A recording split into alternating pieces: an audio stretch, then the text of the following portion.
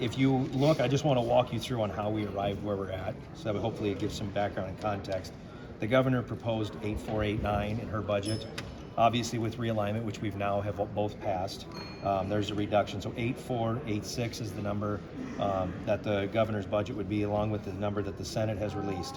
So in our budget line item, as you move down, before you just jump all the way to the bottom, I just want to explain how we arrived at where we're at, which is, if you remember, the governor had 2.5% SSA. We had ended up passing, and she signed 3%. So our budget reflects that $24.6 million going from 2.5% to 3%.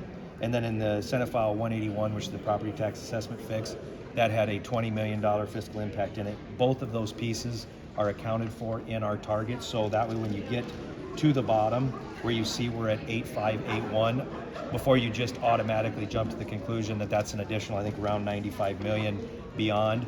45 of that, just short of 45 of that, is due to bills that we've already passed within the legislature. The reason we went higher above even that $45 million is we have other priorities that we would like to have conversations within the caucus, like mental health rebasing for nursing home, mental health issues. We have workforce issues. We have one of our House files that we released early in session with the workforce grants. So we wanted to make sure that those are all reflected, some of the priorities that are still out there within our budget. So our number is 8581.